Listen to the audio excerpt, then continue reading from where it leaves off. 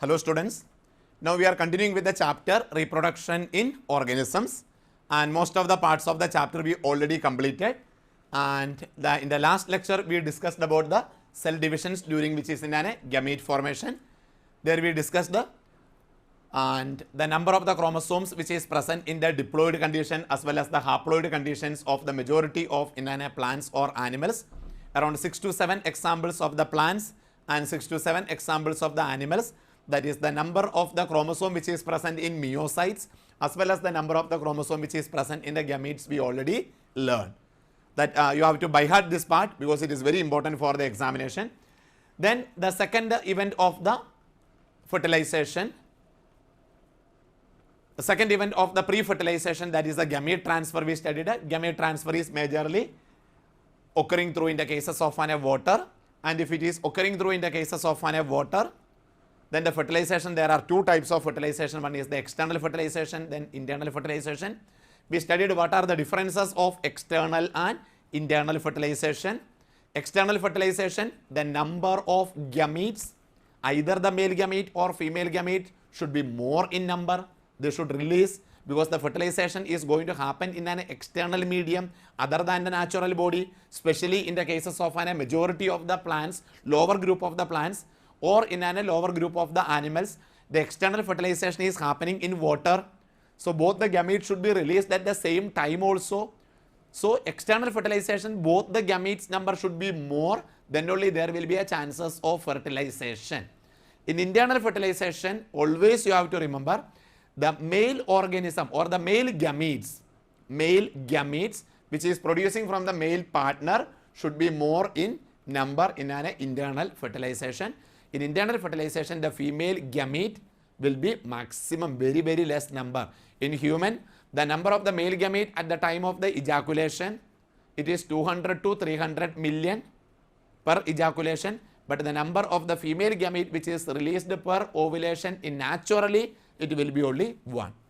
So we studied the examples of the external and the internal fertilization. Now we are going to see certain conditions of the syngamy or fertilization. I hope you remember what is the meaning of syngamy. Syngamy is also known as fertilization. It is the union of haploid male gamete with haploid female gamete to form diploid zygote. That process we called as syngamy. Now see students, the certain condition, first condition we are taking isogamy. Now what is the meaning of isogamy? Iso means it's almost last in the previous lecture also we studied isogametes, we studied anisogametes, we studied heterogametes, we studied. So here isogamy means the gametes are morphologically similar. In isogamy, gametes are morphologically similar. What is morphology? It is an external appearance of an organism. Here morphology means the external appearance of the gametes. So the gametes externally look like same. So morphologically they are similar, but they are different in physiological condition.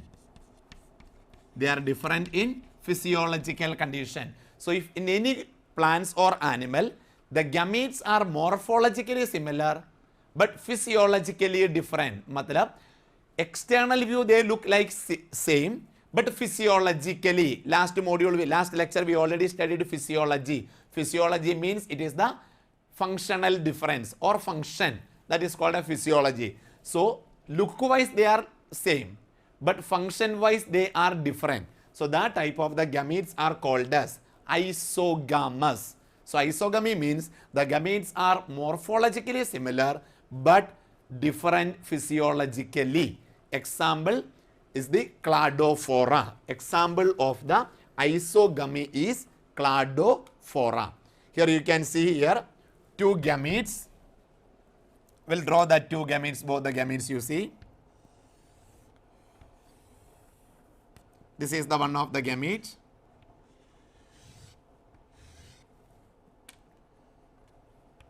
Nucleus will be there. This is their locomotory organ. First gamete. It is going to now fuse with a second gamete. The second gamete should be exactly similar like that of a first gamete.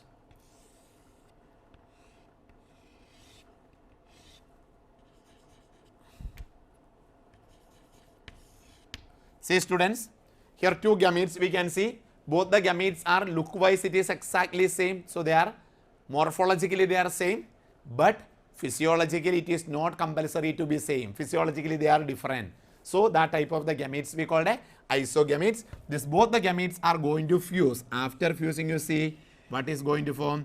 Zygote is going to form. So first gamete, second gamete, both the gametes are fused. After the fusion of the gametes which leads to the formation of zygote. So here the first gamete will be haploid condition and the second gamete also haploid condition. Then the zygote will be definitely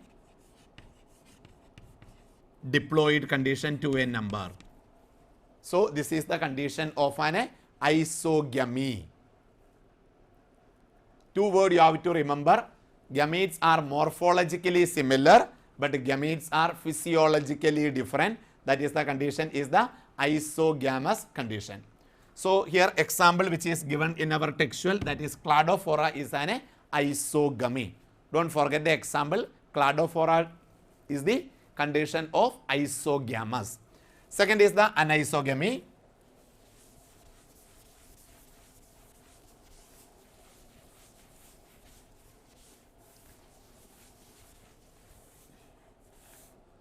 See in an anisogamous condition, just opposite we can say, gametes which are different in sizes or motility. If I am taking in the cases of an anisogamous,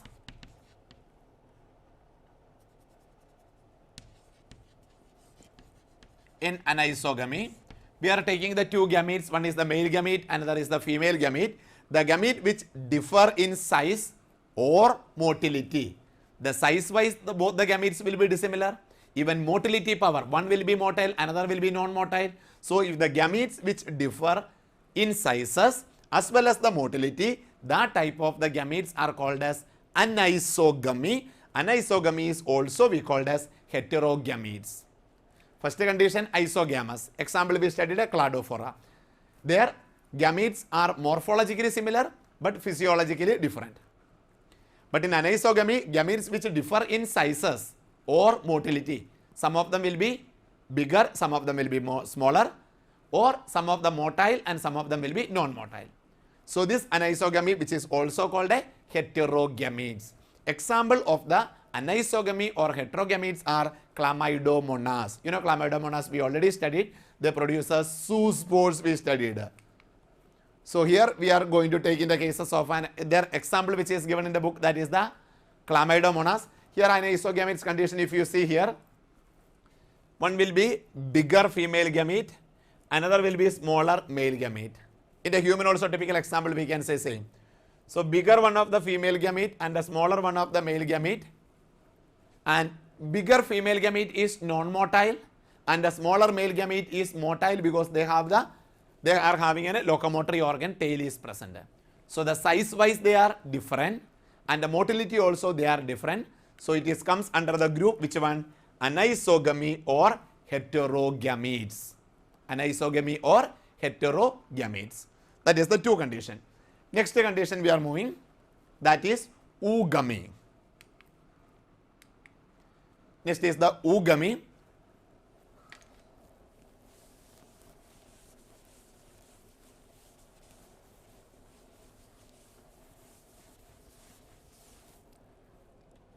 See students, this is also almost similar only.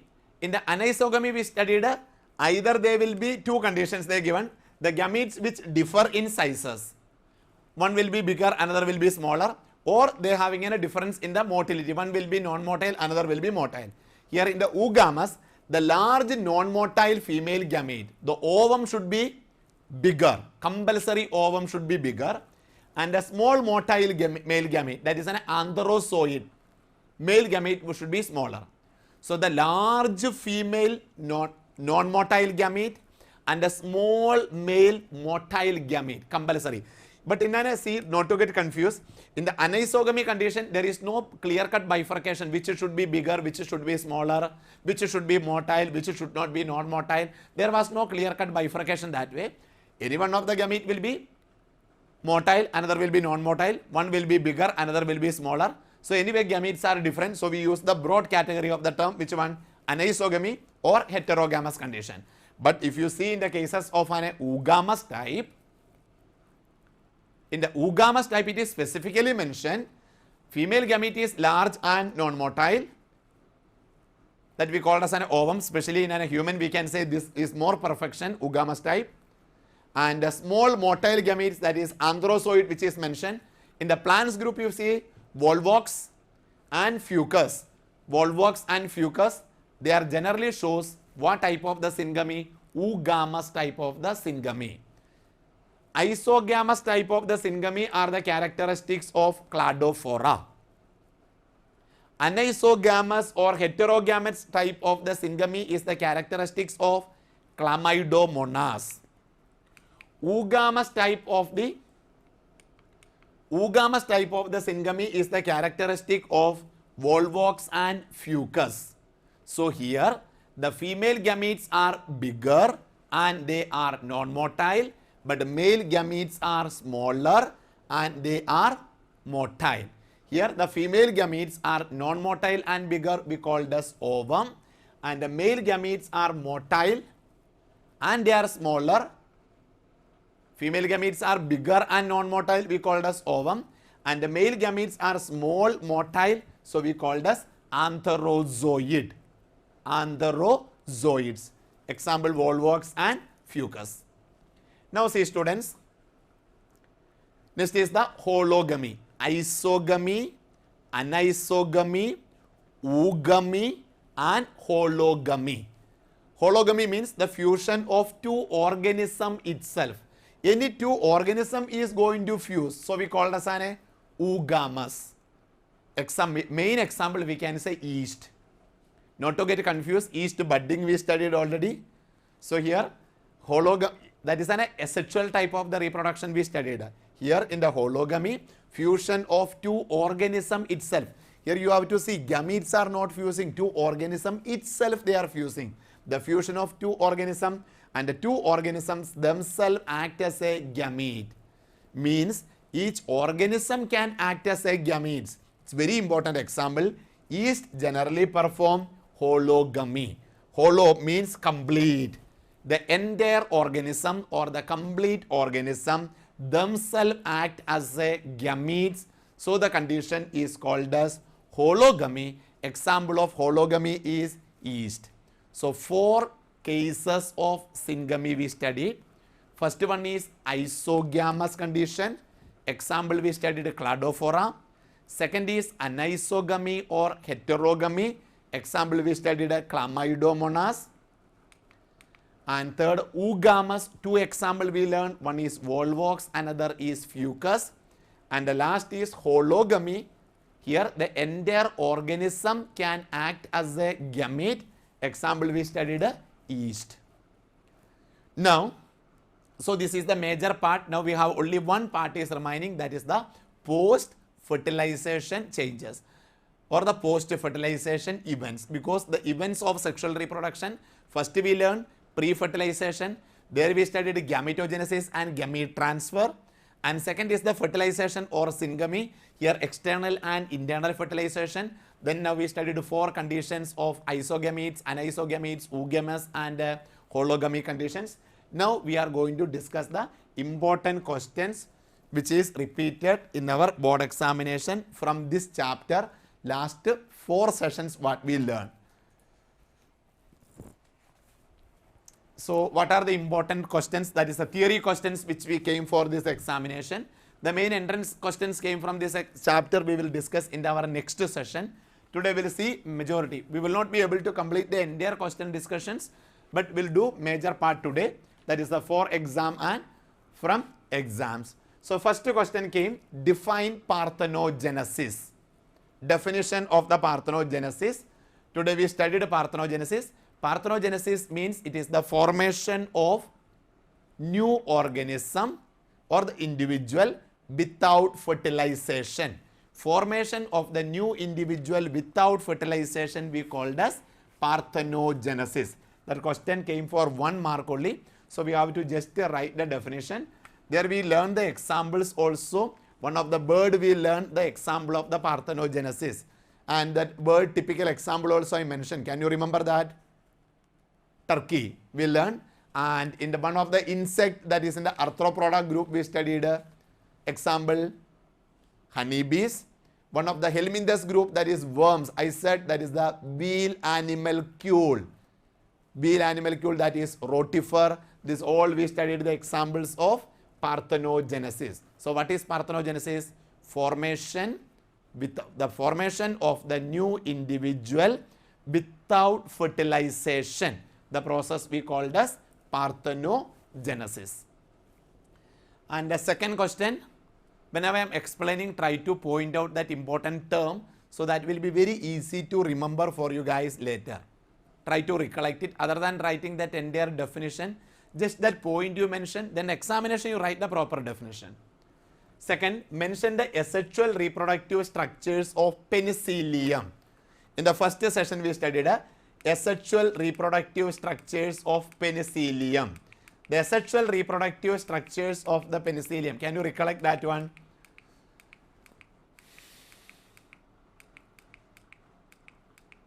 I will show you the diagram. You have to recollect. This is the diagram we studied, the asexual reproductive structures of the penicillium we studied. The asexual reproductive structures of the penicillium. This entire structure we called as conidiophore. This conidiophore produces conidia. So the asexual reproductive structures of the penicillium, that is which one we learned? Conidia. So that already we learned that one. Now we will see the next question. Next question is the related to definition only. Same like we studied now parthenogenesis definition we learned. Now see the next definition is given the third question. What are hermaphrodites? That in the previous lecture we studied hermaphrodite. Hermaphrodite means, what is another term of the hermaphrodite? Bisexual organism. Means any one of the organism, in that organism body, both male and female sex organs are present. Single organism which consists of both the sex organ. So that organisms are called as hermaphrodite.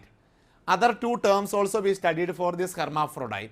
One is bisexual organism we learned. One more typical term we learned for the hermaphrodite, that is monoecious organism.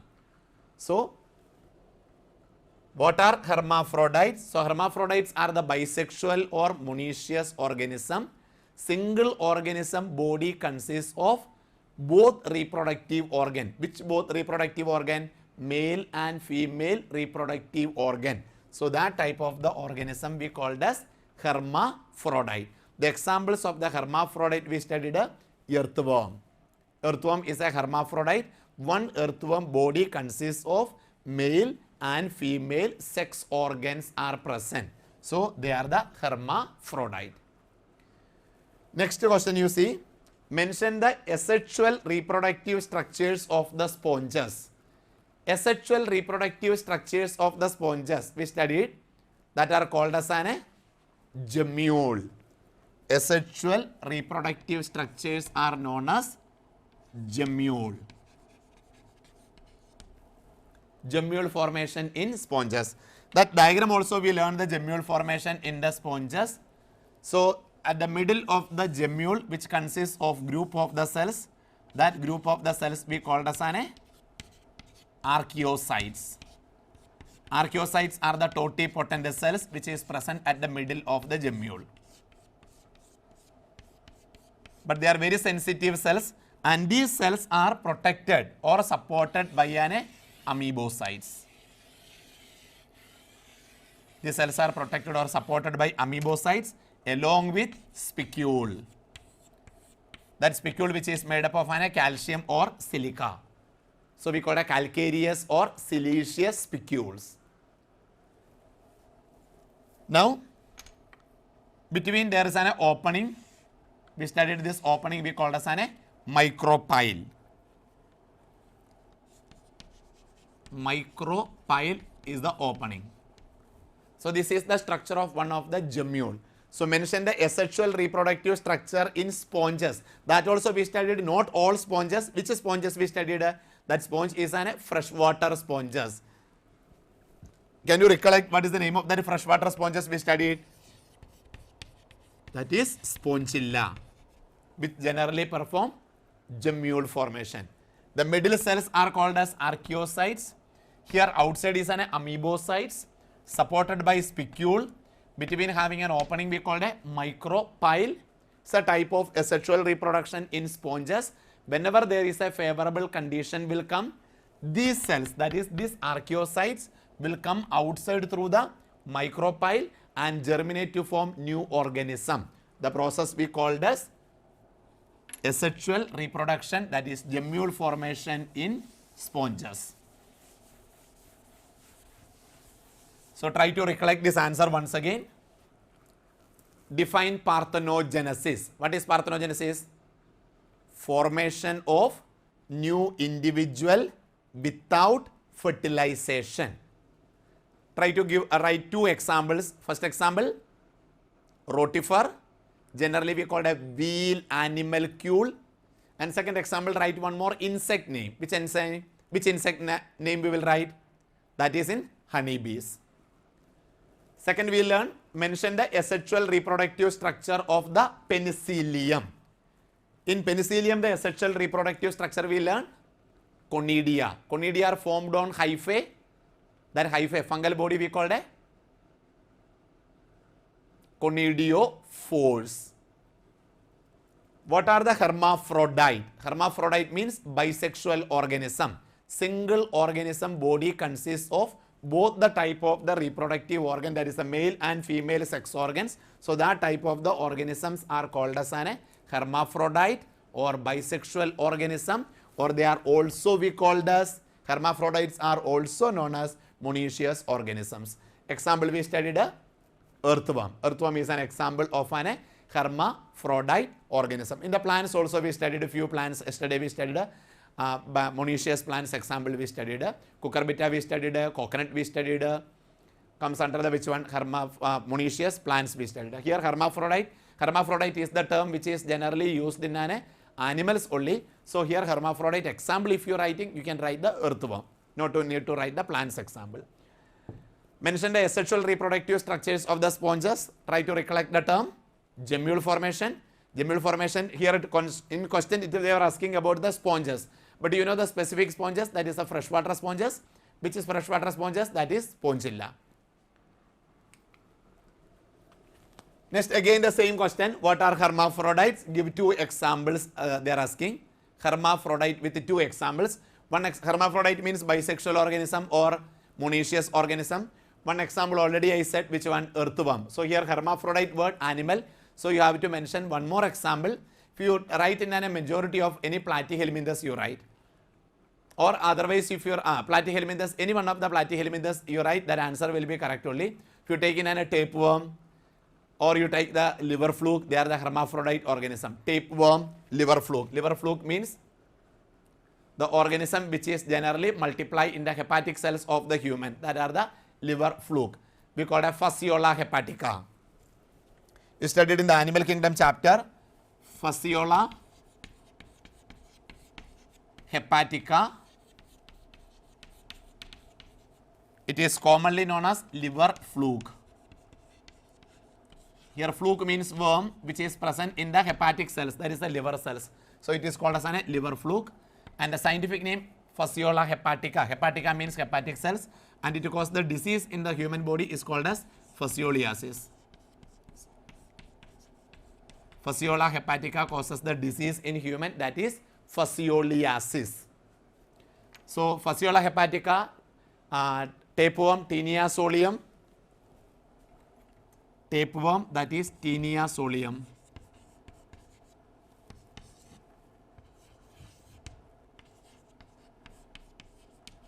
Is the second example of the hermaphrodite we can say, which is commonly called a tapeworm.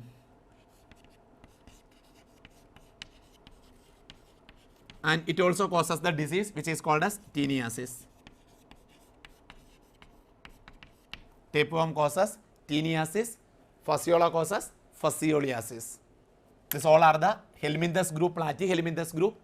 Helminthes means worms group only, they are hermaphrodite. That doesn't mean all the worms are hermaphrodite. example, if you take in an ascaris, ascaris is a worm, but they are not hermaphrodite, they are sexually dimorphic, sexes are separate. We can easily distinguish the male and female ascaris. So all the worms are not hermaphrodite organisms. Next one, distinguish between homogametes and heterogametes.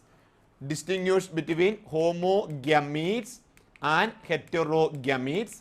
That already we studied. If the gametes are similar, then we call it as a homogamete, and the gametes are dissimilar, then we call it as a heterogametes.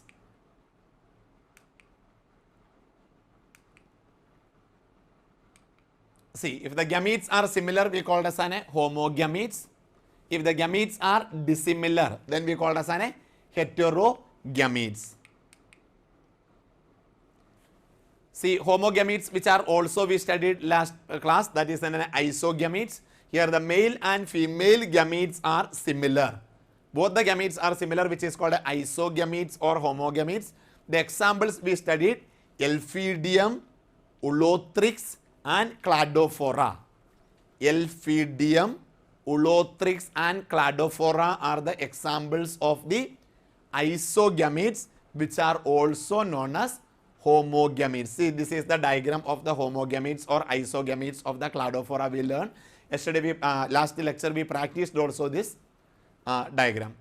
Now, second is the heterogametes. Here the gametes are dissimilar.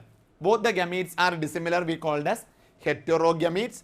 The examples of the heterogametes are the fucus, which is an algae, and second is in the human. We have the two type of gamete, male gamete and a female gamete. Our male gamete we called as sperm, and the female gametes are ovum. Here are some examples. Yesterday, last lecture we learned. Male gamete are the antherozoids and or sperm. In some cases, we call it antherozoids. In some organisms, we call it as a sperm. If the in this case, if the gametes are heterogametes, male gametes will be motile and the size will be very small. Motile gamete and the smaller in size.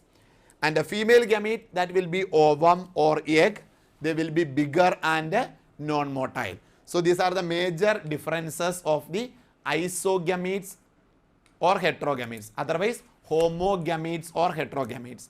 Homogametes only we called which one? Isogametes, and homogametes are called as an isogametes, and heterogametes, there we learn one. In the male it is called antherozoids or sperm. In the female it will be ovum or egg. Antherozoids or the sperm will be motile, but their size will be very small. But in the cases of an egg means they are bigger and non-motile. So distinguish between the homogametes and the heterogametes. First you have to write the definition, similar gametes and dissimilar gametes. Then you have to write the one example each, so that will be distinguished. Next is differentiate the seasonal breeder from the continuous breeders. Differentiate the seasonal breeder and a continuous breeder. That also we learned in the last lecture. What are the differences between the seasonal breeder and a continuous breeder? The same definition we learned. See, what is the meaning of the seasonal breeder we learned? The seasonal breeder means they exhibit their reproductive cycle only during the favorable season. Any organism, they exhibit their reproductive cycle only during the favorable season. Then we called it which one? Seasonal breeder. The best example we studied, those birds who's living in the nature. Then in the last lecture specifically I mentioned that the poultry organisms or those organisms in an artificial habitat or artificial breeding never comes under the which one? Seasonal breeder. So seasonal breeder means it should be in the natural habitat. So seasonal breeder means they exhibit their reproductive cycle only during favorable season. Example, birds living in nature. And otherwise, if you see some exceptions also I mentioned, the reptiles and amphibians lay eggs only during the breeding season. They cannot able to reproduce throughout the year. But if you see in the cases of a continuous breeder, any organism, they exhibit their reproductive cycle throughout the year. So organism which exhibit their reproductive cycle throughout the year. That group of organisms are called as a continuous breeders.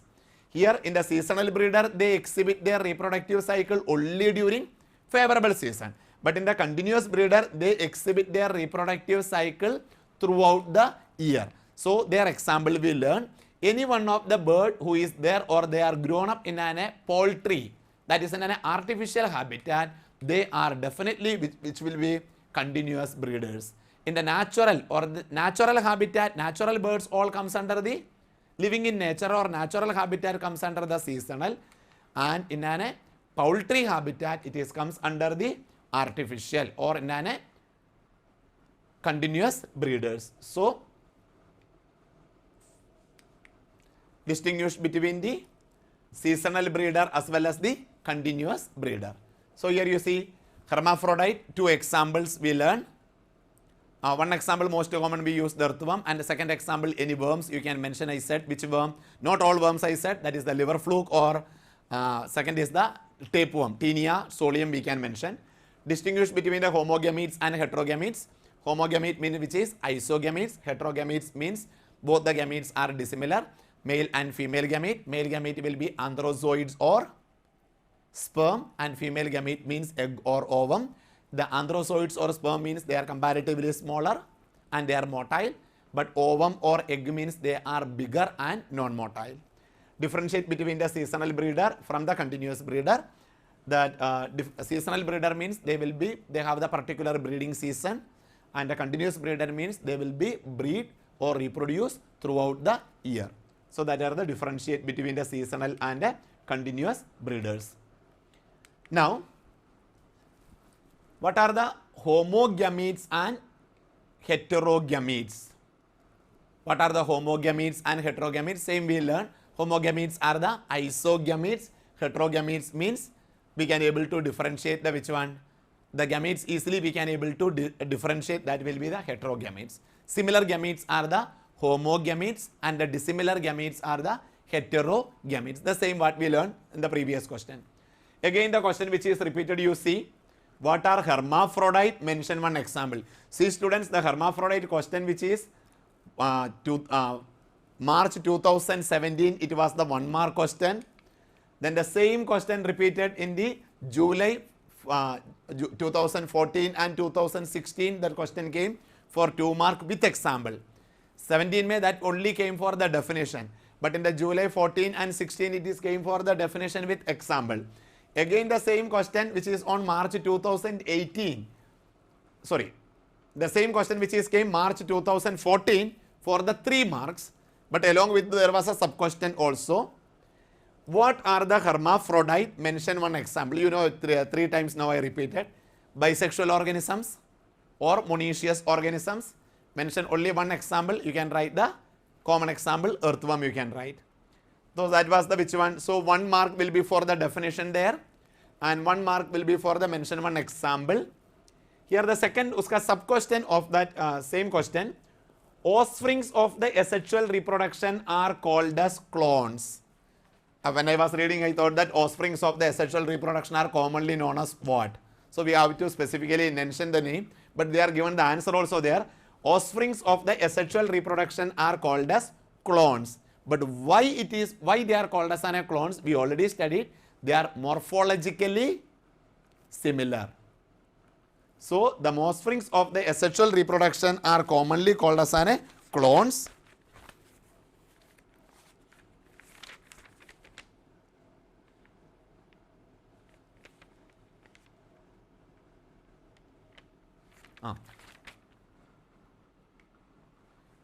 So if you see in the cases of that organism, the offsprings of the asexual reproduction are commonly called as clones because they are morphologically similar to their parental organism as well as they are genetically be similar to their parental organism. You have to mention the two important key points there. Offsprings of the asexual reproduction are called as clones because they are genetically and morphologically similar to their parental organism. So they are called as clones.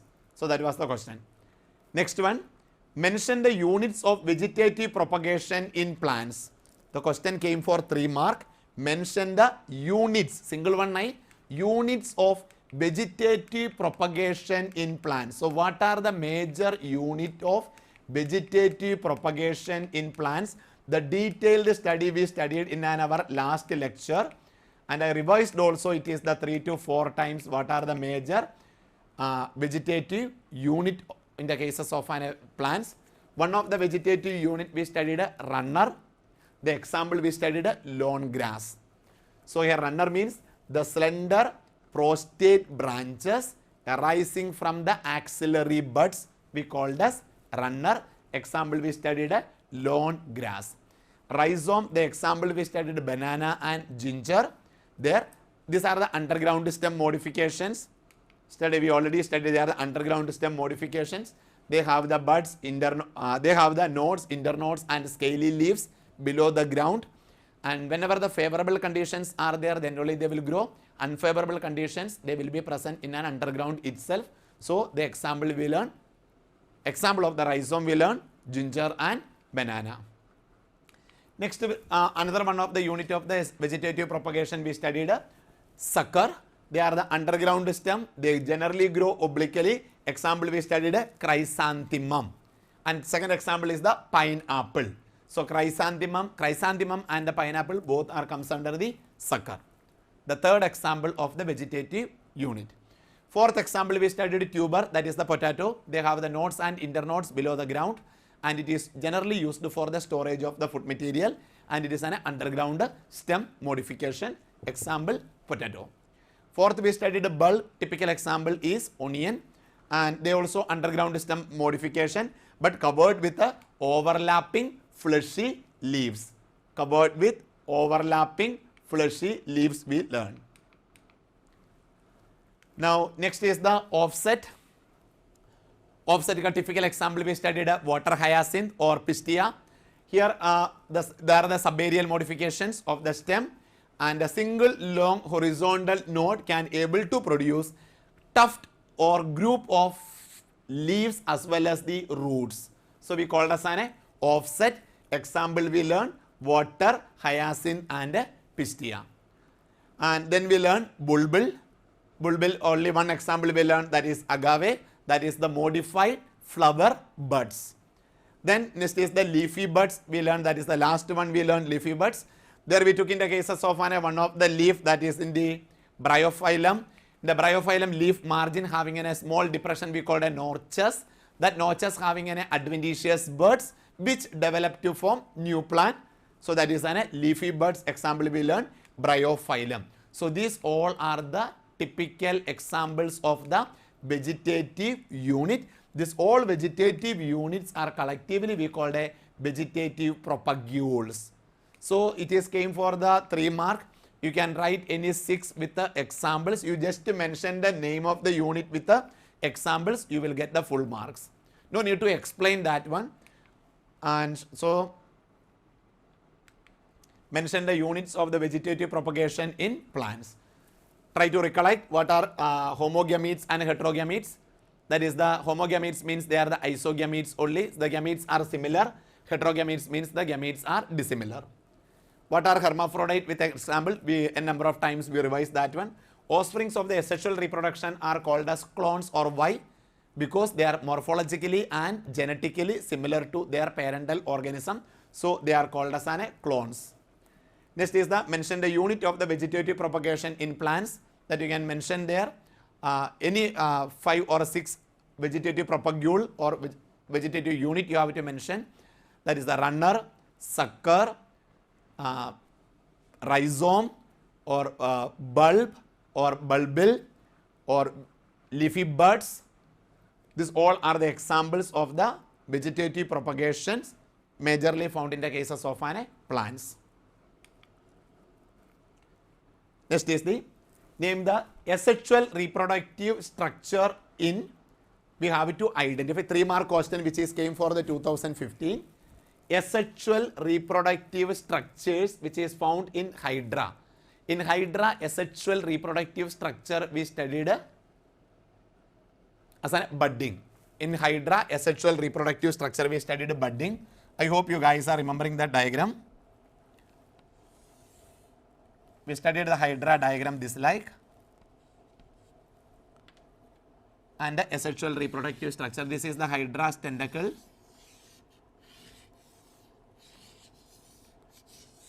See, this is the cavity of the body we studied, that is the gastrovascular cavity. There is a mouth, here having a hypostome, conical projection hypostome. Here we studied the tentacle. And whenever there is once the organism is mature, first it is going to produce a form and a small outgrowth. That outgrowth only be called a bud. Once the bud is become fully functional, the bud is going to detach from the body of the parental organism. So that is called as budding. So the asexual reproductive structure which is present in the hydra we called as bud. The process we called a budding. Chlamydomonas asexual reproductive unit we studied zoospores, motile spores, which is they are released in a water aquatic medium. One of the most commonest asexual reproductive unit that is studied as zoospores. Then penicillium, the asexual reproductive structure. The same question we learned. This is came in 2015 March. This question came. The same question came 2015 July also. Same year both the question mentioned the asexual reproductive structures of penicillium. The asexual reproductive structures of the penicillium we studied as conidia. Conidia produced from conidiophores. The mycelium or the hyphae we called a conidiophore which produces conidia. They are non-motile structure. The example we studied penicillium itself. So hydra by budding, chlamydomonas, zoospores, and penicillium conidia. These are the asexual reproductive structure. It's a very beautiful question. You have to just mention the words only, you will get 3 marks. Hydra, bud, chlamydomonas, zoospores, penicillium conidia. 3 marks you will get it there. What is heterothallic condition? Differentiate between the staminate and pistillate flower. So here 3 mark question. So first we have to identify first we have to know what is in the cases of an heterothallic. Then we have to distinguish staminate and pistillate. What are the differences between the staminate and pistillate? So first we have to see what is heterothallic. So in the previous lecture we studied what is the differences between homothallic and heterothallic. Homothallic which is also we called a monoecious, and heterothallic which is called as dioecious. Homothallic means what is the thallus? You know, the plant body of the lower group of the plant, especially algae and bryophytes are called as a thallus because their plant body is not differentiated into root, stem and leaf. But in bryophyte it is somewhat differentiated, but it is not clearly differentiated. So if the thallus with both the sex organ be called as a homothallic or monoecious or bisexual, whatever you can say. Thallus with both the sex organ. Only one example we learned, that is Khara. Heterothallic means they are dioecious. Matlab, if you take the thallus consists of both the reproductive organ, male reproductive part as well as the female reproductive part. Diagram which we already explained the diagram also. Through the diagram we explained that one, homothallus and heterothallus. And the typical example of the heterothallus or dioecious. Dioecious means one thallus which consists of only a single type of the reproductive organ, sex organ. So example we studied liverwort, that is Mercantia, which is an example of the dioecious or heterothallic. So heterothallic definition, the thallus with only a single type of sex organ. Example liverwort, that is Mercantia.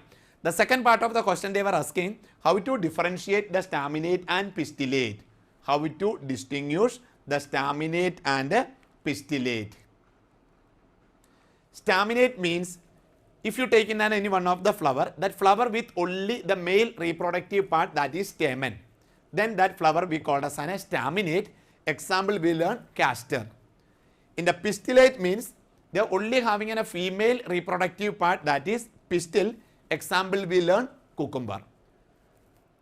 So how to distinguish the staminate and pistillate flower? Staminate flower means the flower with only male reproductive part, and the pistillate means the flower with only the female reproductive part. So that is the differences between the staminate and the pistillate. So heterothallus first we have to define, then we have to differentiate the staminate as well as the pistillate. That was the question game. there. It's a beautiful question. It's a very important question. So 1 mark you will get it for the definition of the heterothallic condition. And then 1 mark you will get what is staminate as well as what is pistillate flowers. Then we have to mention one example also there. Then the next one, what are parthenogenesis? Give 2 examples. This question also, this question came for 3 marks in the March 2016. So in this question, you have to define parthenogenesis. So 1 mark you will get. Give 2 examples. Each example you will get 1 mark. So it will be 3 marks. So parthenogenesis, the previous also the question came. Parthenogenesis previous year question came. Define parthenogenesis, 1 mark question in 2015. There was only definition came there. But here the question came parthenogenesis and give 2 examples of the parthenogenesis. What is parthenogenesis? Parthenogenesis means any one of the organism are produced without fertilization. Matlab female gametes directly develop to form an organism without fertilization. So formation of new individual without fertilization means female gametes are directly developed. 2 examples, we studied many examples. One insect we studied, try to recollect that, honeybee. Second example we studied one of the helminth and wheel animalcule, that is rotifer. One bird I taught you guys, that is turkey. These all are the examples of the parthenogenesis. You have to write only any 2 examples there. So try to do this answer once again. Name asexual reproductive structures of the hydra. Asexual reproductive structure of the hydra. Bird. Second is chlamydomonas, zoospores, which is the most commonest type of the spore. Third is the penicillium. It's the fungus. Fungal body we call a hyphae. That hyphae penicillium which produces conidia. Conidia which is beard or formed on conidiophores. So that is the first question. Second, what are heterothallic conditions? Both the reproductive heterothallic conditions. Differentiate between staminate and pistillate. First we have to define the heterothallic. Second, what flower with the stamen and flower with the pistil, and along with an example we have to write. Parthenogenesis, formation of new individual without fertilization, and we have to write the 2 examples of the parthenogenesis there. Any 2 examples you can mention. One is that honeybee you can mention, and second example you can mention either animalcule, that if you not to mention the wheel animalcule, because the NCERT which is given as an NCERT which is given the bird is an rotifer. Otherwise you can write the bird bracket, you can write the turkey. Here you see students, here a few questions are repeated many times. Example, parthenogenesis question repeated many times, or the conidia, that is penicillin, which is repeated many times question came. So few questions are hermaphrodite, which is repeated continuously. So this chapter, reproduction in organism chapter, this chapter is interconnected with our entire PU1 and PU2 syllabus. This is not only an independent chapter, we cannot able to say reproduction in organism. It is the basic of the many chapters. The fundamental, all the terms are covering in the reproduction in organism. So every chapter you can connect it. Whenever we are studying about major chapters of the biology, even in a taxonomical part of the plant kingdom or animal kingdom, or once in our PU2 syllabus, entire human reproduction. So many chapters we can directly connect this with a many part. Even few concepts are there in our ecology unit also related to this chapter. So this is very basic chapter. This chapter we have to learn very well, because the basics are cleared, then only we can score good marks in the examination. So word to word NCERT you have to read it and underline all the important terms and all the important diagrams which we are drawing in the blackboard here. I hope you guys also practicing that one, and keep on learning. And in the next session we will complete the chapter along with multiple choice questions and remaining past year's question. Keep on reading. Thank you so much. God bless you all.